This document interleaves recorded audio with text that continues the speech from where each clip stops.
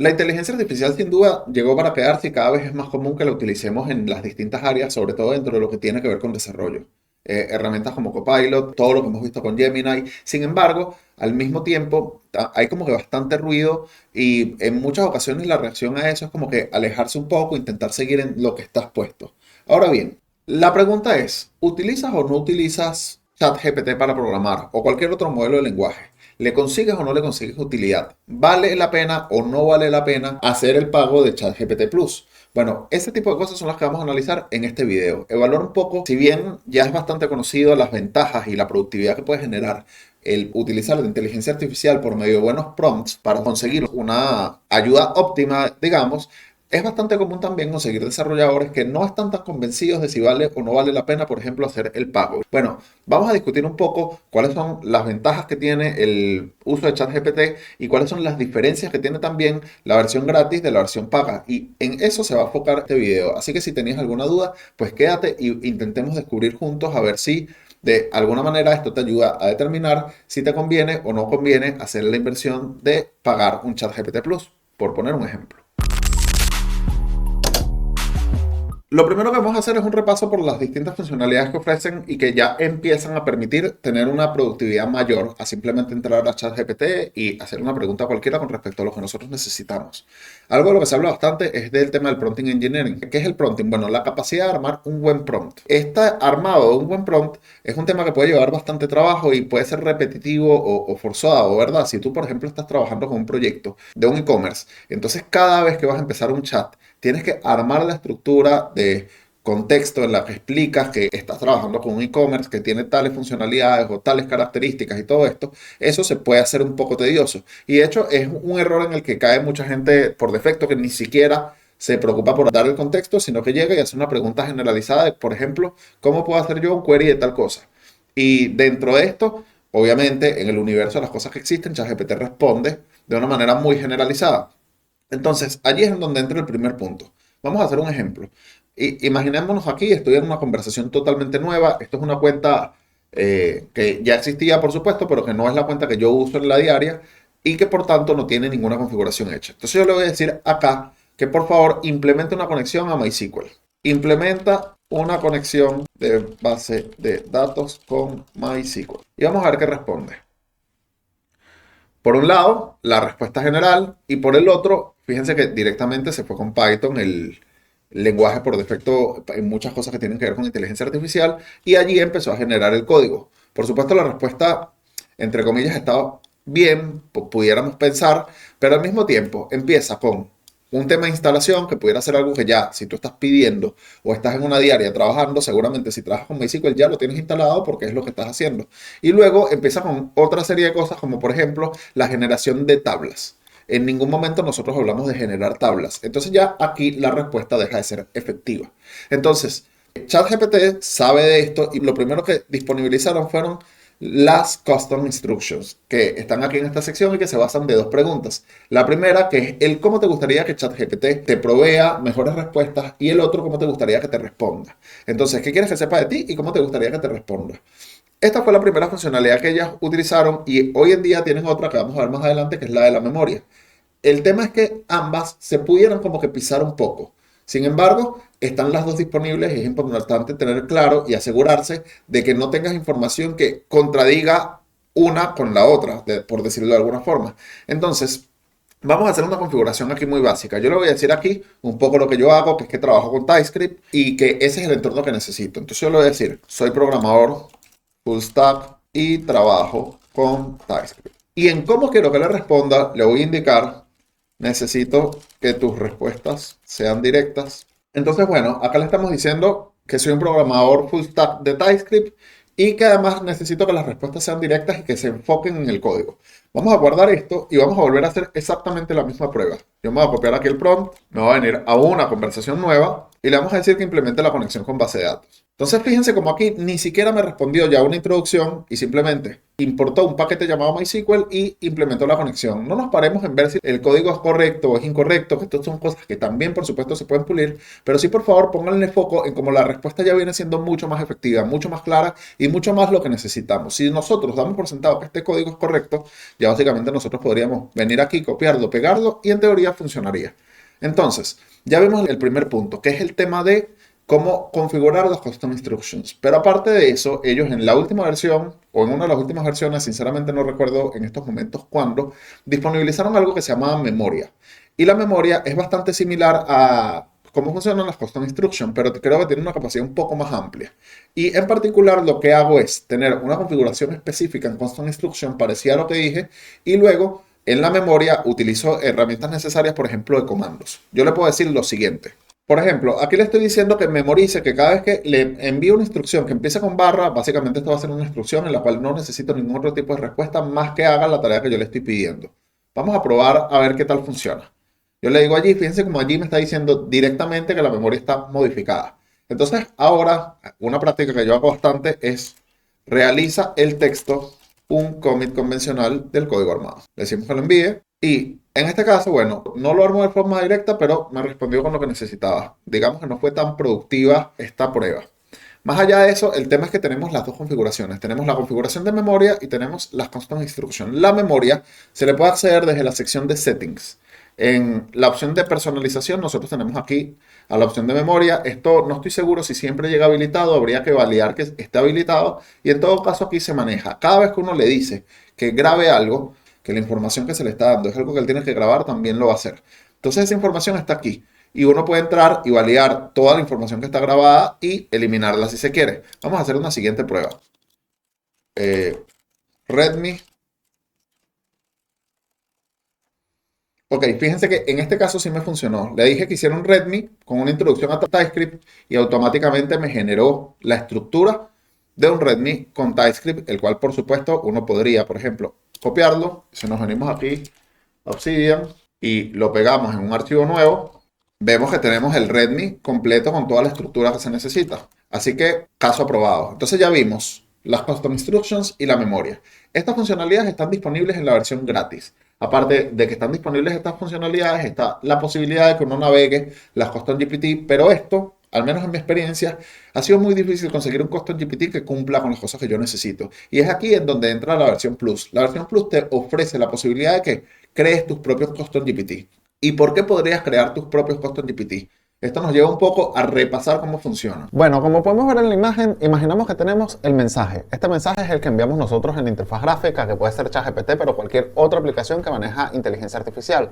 Por ejemplo, Canva, Adobe Creative, cualquier aplicación que genere imágenes o incluso Claude, que es la otra o el otro modelo de lenguaje que está disponible. ¿Qué pasa? Cuando nosotros enviamos este mensaje es procesado por el agente, que es el que está detrás de esta inteligencia artificial o de esta aplicación que utiliza inteligencia artificial. ¿Qué pasa? En el caso de ChatGPT, esta agente se tiene que encargar entonces, en base a lo que ya estuvimos viendo, de validar cuáles son las custom instructions que tenemos configuradas y validar la información que tiene memorizada con respecto a lo que nosotros hemos definido. Entonces, en base a esto se arma el prompt final. Este prompt final incluye el mensaje del usuario, las custom instructions y la memoria. Y luego todo eso es enviado al modelo de lenguaje para que éste procese, entienda lo que tiene que responder y envíe la respuesta. Luego con esta respuesta se le pasa a la interfaz gráfica, que es en donde nosotros la obtenemos, y este proceso se repite tantas veces como mensajes enviemos. Bien, ahora vamos a repasar cómo funcionan los Custom GPT. El comportamiento es bastante similar a lo que ya vimos. De igual manera, en la interfaz gráfica el usuario escribe el mensaje, este mensaje se envía, lo recibe el agente, y el agente va a agregar de igual forma las Custom Instructions y va a agregar también lo que tenemos en memoria. Pero en este caso se va a identificar que tenemos un Custom GPT seleccionado. Entonces va a ir a validar la información que tiene este Custom GPT. El Custom GPT tiene toda una configuración que la habrá definido la persona que la creó. Obviamente puede ser tú si es un Custom GPT creado por ti. Entonces esta información puede también incluir los RAG o knowledge base. Estos knowledge base no son más que documentos que tú puedes haber agregado para que el Custom GPT los tenga en cuenta. Esto va a permitir que cuando tú le hagas una pregunta, le puedes especificar explícitamente que quieres que valide un documento y él va a revisar esa información y te va a responder en base a ella, lo cual aumenta la capacidad de la respuesta específica o el formato de respuesta que tú necesites. Entonces, en definitiva, la diferencia con los Custom GPT es que en el prompt final se va a agregar, al igual que antes, la memoria, las Custom Instructions, pero además se va a agregar toda la configuración que tenga este Custom GPT y cualquier documento que tú hayas subido al rack del mismo. Que como les comenté al principio, para mí los Custom GPT en sí mismos ya son suficiente razón de inversión para poder pagar y utilizarlos. Principalmente porque todo lo que está en el store son Custom GPT generalizados en la mayoría de los casos y es difícil. Si bien es posible que se consiga uno que sea útil y que te aplique, yo creo que los he conseguido, en líneas generales uno siempre necesita algo más específico, más asociado a lo que estás haciendo tú. Entonces es allí en donde el Custom GPT tiene un mayor nivel de valor. Entonces esta cuenta que están viendo ahora, si es la cuenta que yo utilizo de Year Developer, es una cuenta paga que ya tiene todas estas configuraciones hechas. Fíjense que haciendo un repaso rápido, si nos vamos a la sección de Customize, yo aquí sí tengo ya una especificación de quién soy, de cómo trabajo y también tengo aquí en la sección de abajo ciertas especificaciones que hablan un poco del estándar de código que yo espero tener. Esto permite que el código que ChatGPT me genera sea un código que va mucho más en línea con como yo espero poder tener mi código de calidad.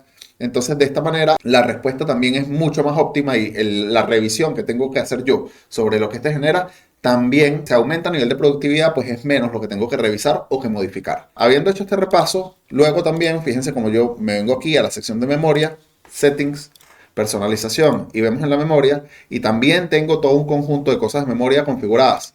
Entonces, en los Custom GPT, si nos venimos aquí a la sección, que esta es la diferencia con la versión paga, aquí no me cargaron.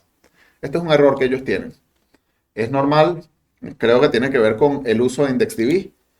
Fíjense que no cargo a la primera. Cuando recargo, entonces ahí si cargo es algo que lo hacen de manera síncrona y se nota que algo les falla en algún momento.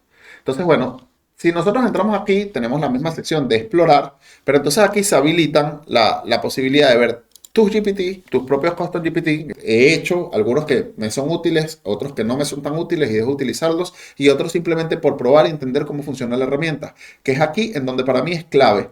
Y nuevamente sí considero que es importante que en la medida que se tenga la posibilidad uno pague y utilice este tipo de herramientas porque son las que nos permiten estar lo más cercano posible a las novedades que hay.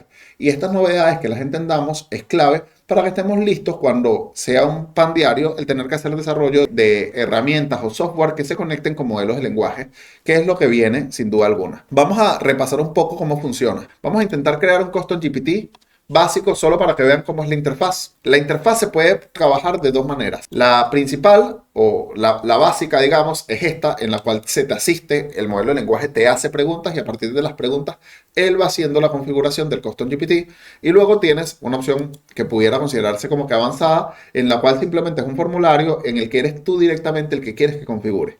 Pero supongamos que no sabemos nada. Entonces aquí él empieza y te pregunta, bueno, vamos a crear un nuevo Custom GPT. ¿De qué te gustaría crearlo?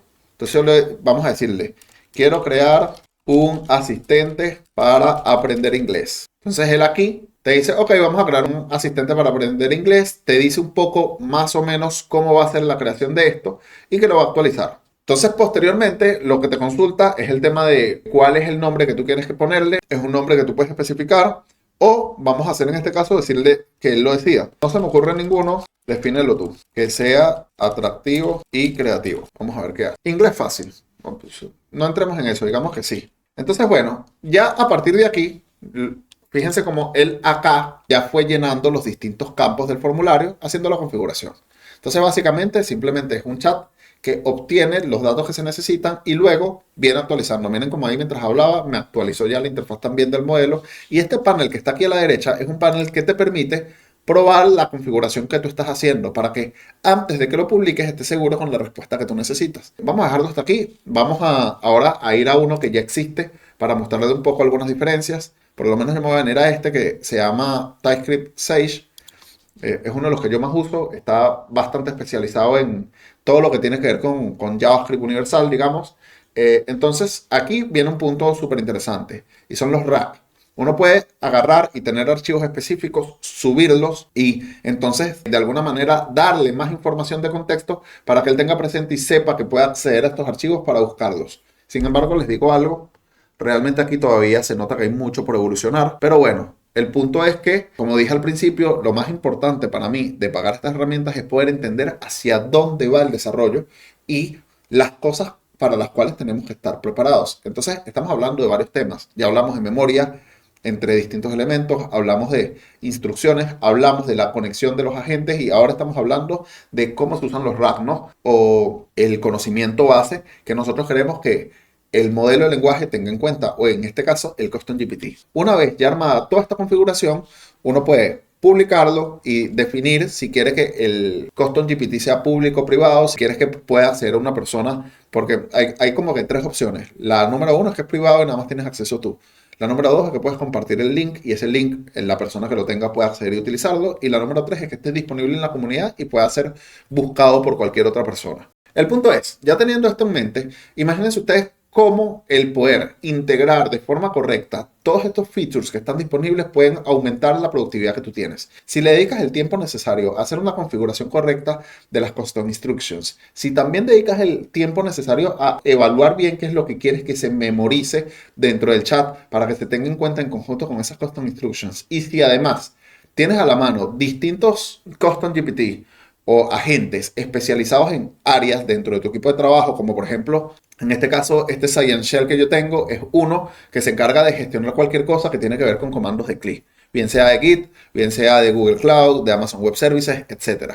Después tengo uno que tiene que ver con TypeScript, uno especializado en base de datos, uno especializado para todo lo que tiene que ver con documentación, y entonces de esta manera tú simplemente te vas alternando entre con quién hablas al momento en el que necesitas hacer una tarea, pues la productividad aumenta muchísimo. Y por último, algo que es bastante típico, tiene que ver con el que nosotros tengamos que hacer búsquedas. Entonces algo que era bastante fastidioso y a mí me parece uno de los features más relevantes que tienen ellos, es precisamente que tú, cada vez que querías hacer una búsqueda, si ya no estás usando Google, te venías aquí y armas un chat y esto te armaba un nuevo chat independiente. Entonces después tienes que estar borrándolos, eliminándolos y eso puede ser un poco tedioso. Para esto, ellos crearon la posibilidad de crear chats temporales. Entonces, una vez que ya tienes todo lo que comentamos, la productividad se aumenta muchísimo, porque tú puedes entrar aquí, por ejemplo, y entonces, haciendo uso de los arroba para etiquetar, tenemos este chat temporal, queremos hacer una búsqueda porque no conocemos un error de TypeScript o necesitamos averiguar algo, pero simplemente es una duda que tenemos. Entonces, yo me puedo venir por acá. Podemos etiquetar a la persona que necesitamos y hacerle la pregunta. Supongamos que no sabemos qué hace Omid en TypeScript. Entonces se lo preguntamos y él aquí me responde de manera directa con la funcionalidad. Entonces, por ejemplo, supongamos que ahora queremos hacer un commit. Yo tengo aquí el de documento, el que se encarga de hacer esto, y le decimos integrate API, lo enviamos y él automáticamente, fíjense como aquí despliega el commit, siguiendo los commits convencionales, digamos, y armando de manera detallada un poco lo que yo le pedí que hiciera. De esta manera, el commit es mucho más completo de lo que suele uno a veces tener en mente.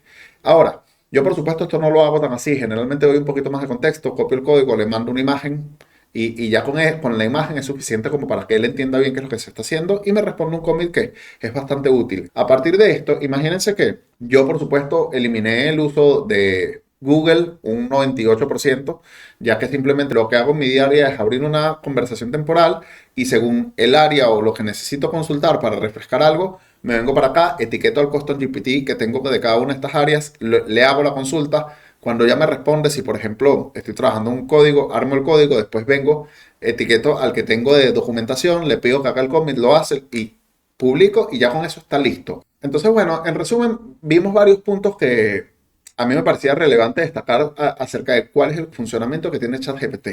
Vimos los custom instructions, vimos el tema de la memoria, vimos los custom GPT. Dentro de los custom GPT es como que tenemos varios puntos adicionales, ¿no? Porque estamos hablando de la configuración, el armado del contexto que ellos tienen y también la posibilidad de manejar racks o documentos que alimenten la memoria y la gestión de información que ellos tienen. Dentro de eso también el feature de los chats temporales y el cómo puedes interactuar dentro de una misma conversación utilizando distintos custom GPT según lo que estés trabajando. Y esto, sin duda, genera una productividad aumentada a niveles altos, ¿no? Entonces lo que me gustaría saber es si estás de acuerdo con ello, si ya usas ChatGPT Plus, si tienes Custom GPT que quieras compartir, si te gustaría utilizar algunos de estos que yo tengo a la mano, o si hay algún feature que se me haya escapado o alguno que a ti te parezca más relevante todavía. Espero que les haya gustado el video y nos vemos en una próxima ocasión.